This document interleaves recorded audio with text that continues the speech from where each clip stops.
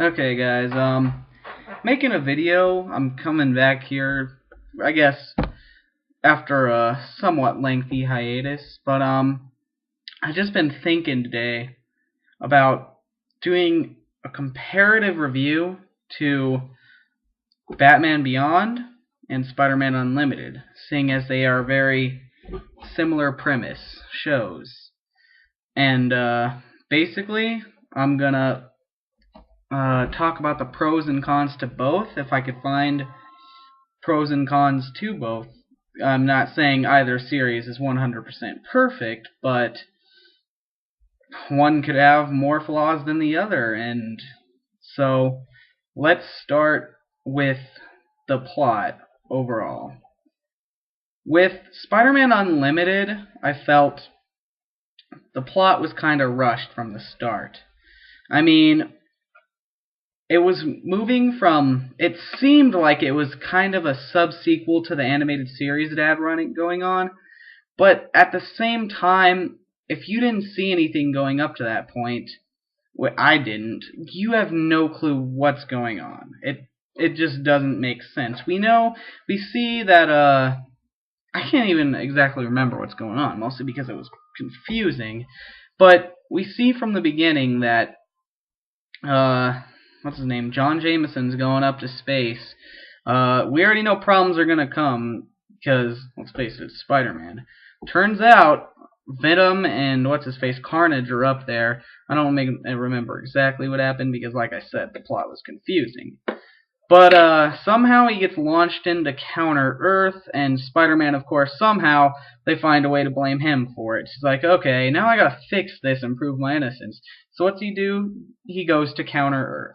But he can't get there in his normal gear, so, of course, he has to get a new suit and all that. And this comes in to the second problem with the main plot to this, is that he goes to the professor, what's his face, whatever, I don't remember his name, Professor Reeve, I think, and he says, I need the nanobots to make me a suit. He's like, oh, sure, no problem. Like, he already had him on hand, like, okay.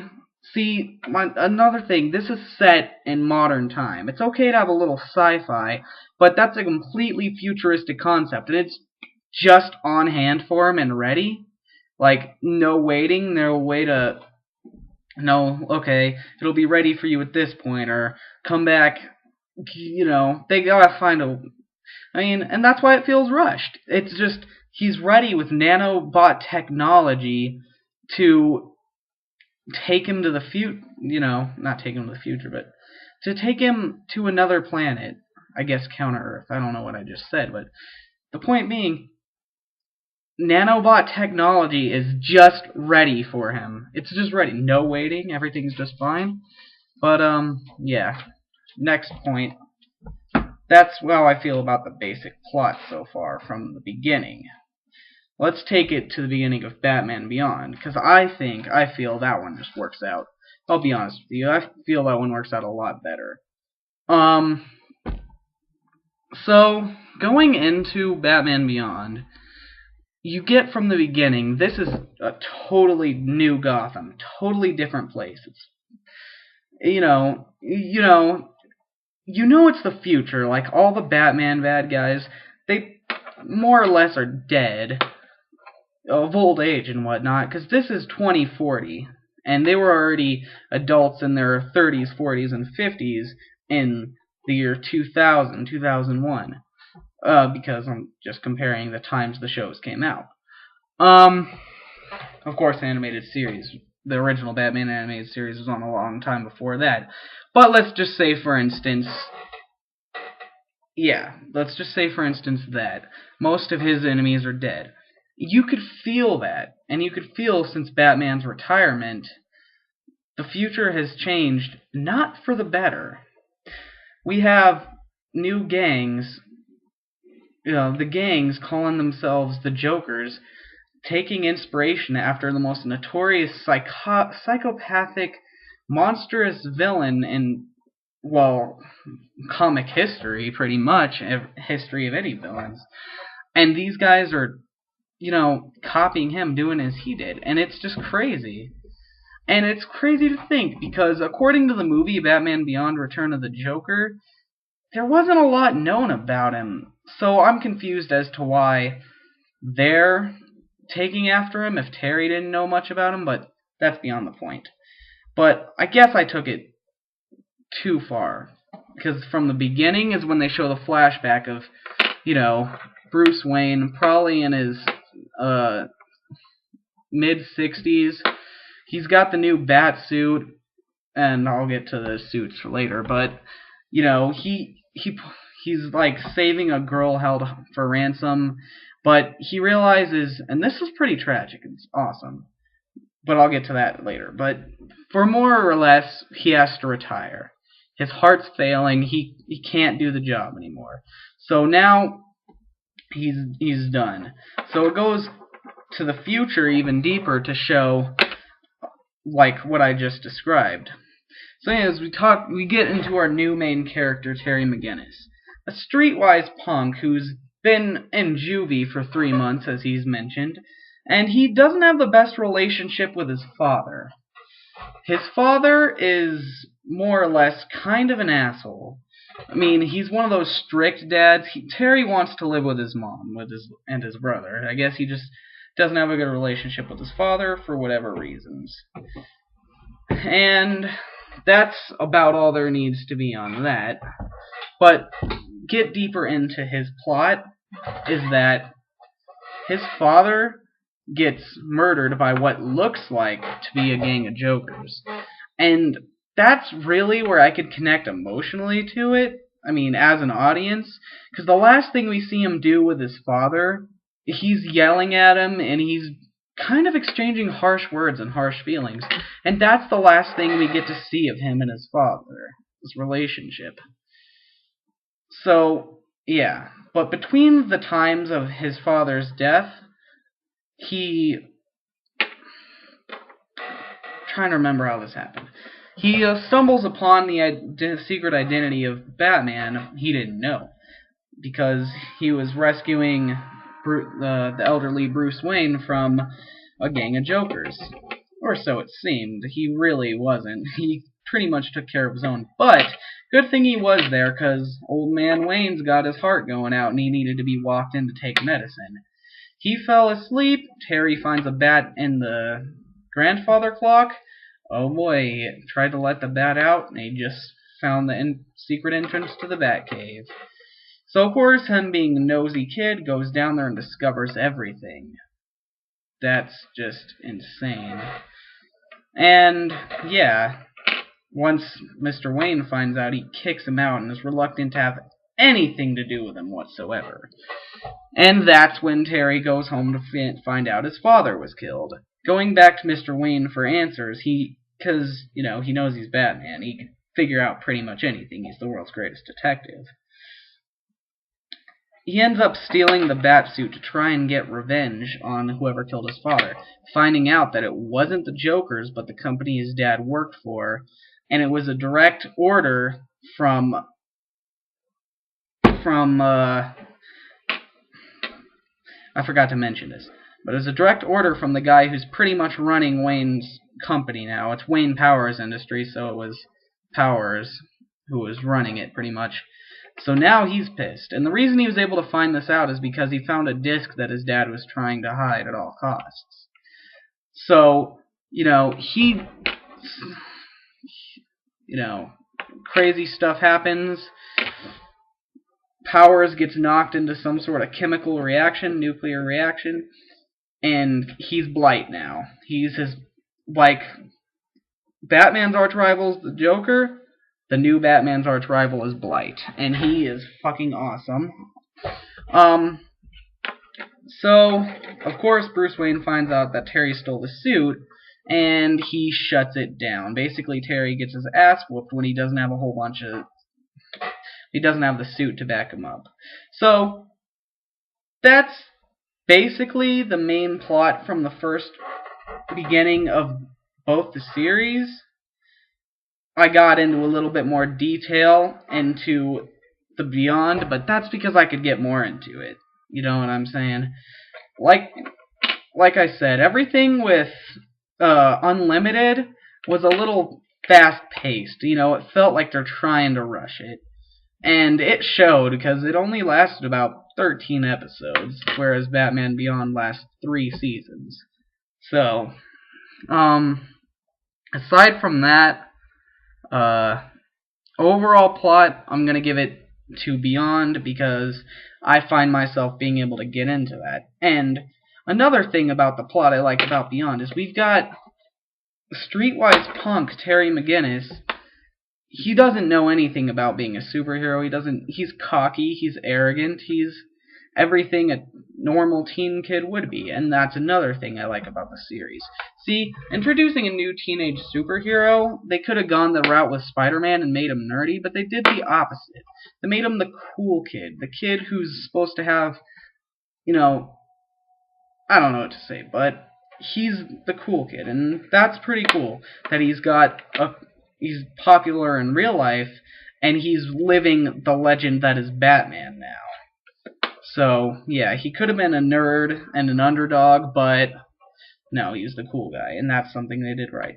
But having Bruce Wayne involved so much in this series as well, they did that perfectly. Because, like I said, Terry's a streetwise punk, and now he's pretty much being watched over by Bruce Wayne the whole time. If there's anything Terry can't do, he's like, old man, it's solved right there. Because Terry never had the experience or training to be a superhero like Bruce did. He trained for a long time to be able to get to that point, which is why it's a good thing that his suit gives him all these powers and, you know, whatnot. It gives him the super strength, gives him invisibility, because he's not as sneaky, let's face it at that. He's not as, you know, I don't know what to say. He's just not as... Well, I guess what I'm trying to say is Bruce Wayne's got the ninja thing going on for him. He's not as much like that. So, enough of that. I'm trying to keep this short, but I just blew the whole thing way out of proportion. So, let's see, what else? Let's compare the actual look of future Gotham to Counter-Earth. Now, let me try and do this from memory. Counter-Earth, I mean, it's kind of different comparing these things because Counter-Earth isn't really in the future. It's in another dimension, but at the same time, it's futuristic. Future Gotham is set in the future. That's been explained. It is set in the future. That's all there is to it. That being said, I have a feeling that, to me, I felt that future Gotham, never mind. I felt that Counter-Earth was a bit more futuristic than future Gotham. Don't get me wrong, both of them are totally ridiculous with flying cars and everything, but just the way everything looked in Counter-Earth and Unlimited, that looked more futuristic to me. I mean, and it makes sense because Batman Beyond is supposed to be set in the near future, in a foreseeable future, which is still kind of ridiculous that we have giant space laser cannons and flying cars, but it's still the distant future. I mean, it's not the distant future, but it's not that far away. Then let's compare the animation styles. I'm gonna say this. Just because something's simplistic doesn't make it any worse or any better. Like, what I'm saying is, in Spider-Man Unlimited's art style, it's more complex than that of Batman Beyond. And I say that I don't necessarily think that's a bad thing. Because, I don't think that being more complex is necessarily too much of a good thing or a bad thing. I mean, in Spider-Man Unlimited's case, I'm going to tell you straight up, doesn't work out for me. And here's why. It's so focused on details and everything that the animation isn't crisp and quick and you know, he's supposed to be Spider-Man. He's supposed to be agile and quick and all this stuff, but he's kind of limited to him being able to do all this stuff because of the animation type. And that's funny because it's called Spider-Man Unlimited. But with Batman Beyond, you could tell it's a much more simplistic kind of style, but ironically, it works out better, in my opinion. Batman can do all this stuff that Spider-Man couldn't do in the series because the animation is much more simplistic. And at the same time, it's gothic kind of, and it just looks right, and it feels right, and it goes with a good flow. And that's what I like about it. I like a show to have a good flow, a good storyline, and you know, if the storyline's good and the animation is crap, then what good is it? And that's why it works out. So that's all there is to that. Is I think the animation style for Beyond works out better. And I mean, if you're comparing animation styles, this series really kind of follows up on, they both follow up on the animated series for Batman and Spider-Man, but Spider-Man's the same problem, and if they were going to change everything up, that's one thing they should have changed up. I mean, I did like how they made Peter Parker look more kind of skinny and agile, like he should look for wearing the Spider-Man suit. And I liked how they did that, because he was always all bulky and kind of weird looking in the animated series. I liked how they made him change in this. But at the same time, that's kind of a problem, because it's a follow-up, because if it's supposed to be right after, all of a sudden he looks different, all of a sudden a lot of characters look different. And yeah, that's all there is about that. Whereas, in Batman Beyond, it's a follow-up to the animation style. It continues the animation style of, you know, when they changed the animation from Batman the Animated Series to the New Adventures? I wasn't too big of a fan of that, but in the long run it works out. They both work out good. So they followed up the animation style of the second Batman, the second animation type for Batman Beyond, Batman the Animated Series, and they continued that with Batman Beyond, and it worked. Didn't have to change it, and I liked it. So, moving on. Let's compare the suits. One thing I forgot to mention about the animation style. I did like the way they made Venom and Carnage look. They looked fucking badass. I loved that about the show. They looked awesome. The spikes running up their spine and out of their shoulders, and the way Venom was this huge, hulkish, bulky dude, that worked out well. I really liked that. That's something I will give it credit for, is it made Venom and Carnage look fucking awesome, and I loved that.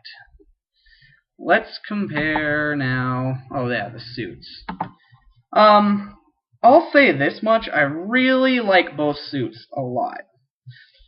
With the Spider-Man Unlimited suit, it really seems like the only thing they changed was adding some webbing under his arms, and they pretty much just reversed the color scheme. But it works out well, and I like it. I like it a lot. Yeah, but like I said, the whole thing with it being made in nanotechnology and it was just instantly there and ready to be used was kind of bullshit to me. But give it credit where credit's due. It's a good upgrade, and it's pretty decent looking, and I like that. Now, like I said, it's not really changing too much about the overall suit. But let's go to the Batman Beyond suit, because that's a lot different. Oh, well, a lot more different, I guess. When talking about this, it was a dramatic change. I mean, I don't know if I liked it. The way I thought when I mean, coming back and looking at it, seeing, oh, there's no cape, that's such a traditional thing for Batman. I'm thinking that wouldn't work out too well, but everything else they change up works out perfectly. The red and black is a good combo, and I like the fact that they made the new suit look mostly black. Crisp black, no gray, except for the little silver on the belt and the red on this chest emblem and the little red circle in the middle. I like.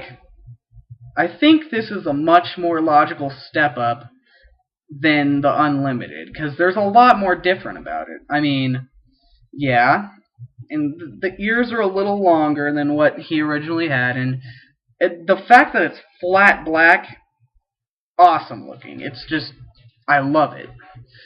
I mean, the only thing that's not black about him is his face, his chest, his belt. And that's awesome. I like the way they made the chest emblem look too. I was always more of a fan of the yellow one as opposed to the black one on the original. Yeah, you know what I'm saying. But this, I like. I like having red and black as a combo. It works out great. And yeah, having it flat black is awesome. It really makes you think this is someone who, due to not having the aid of a cape, can still blend in with the shadows, because it's all black. And I personally like this suit a lot, and I don't know if I could appraise it enough. And of course I need to talk about its special abilities and whatnot, seeing as it gives him super strength, gives him the ability to glide and fly through his rocket boosts, lets him be freaking invisible, and has the magnetic shoes, and all that stuff seems like a logical step forward in technology. The nanobot thing, I can't really remember what else it did for Spider-Man, really, besides, I didn't think there was too much technologically more advantage about the Unlimited suit besides the fact that it's made of nanotechnology. I can't exactly remember everything it can do. But it really shows the progression of technology in the Beyond suit versus the original Batman suit, and that's what I like about it. It works. This is supposed to be the future. It just works. I like everything about it. The winner, again, has to be Beyond, unfortunately. The voice acting. I mean, I can't say there's too much bad about the voice acting in Unlimited. But again, it seems rushed, like the storyline. So it doesn't always sound the best, and it often sounds kind of cheesy and not very impressive. Aside from that, I'll just say Batman Beyond, it's pretty good. It's got everything that you would expect from it. Terry McGinnis sounds like he's perfect for his character. Bruce Wayne putting on the same old good Kevin Conroy voice. And everything just works for it because, I don't know, to me, I just think it works. I like it. I don't know how I could compare voice acting to the two. But I say I can feel a lot more drawn in to the Beyond voice acting, because to me it sounds more like less trying to be forced and actually appealing. Like, not appealing, but like actually, like, that it's not acting. They're really having these discussions and it's really happening. But of course, there has to be cartoony voices once in a while, as goes for everything. So, yeah. That goes to Beyond 2. I think that about covers everything I needed to compare. So, obviously, in my opinion, Batman Beyond wins. It's superior, in my opinion. And coming into this, I could already tell I was going to be a little bit biased because I always preferred Batman over Spider-Man, but I think I gave these both a fair comparison. So yeah, that's just something I thought of right now, and if you have any thoughts, go ahead, shoot me a comment, but I think I made a pretty fair comparison, and I don't do this kind of thing often. It's really more my first time type of thing, but I think I did pretty well. So that being said, I'll see you guys later.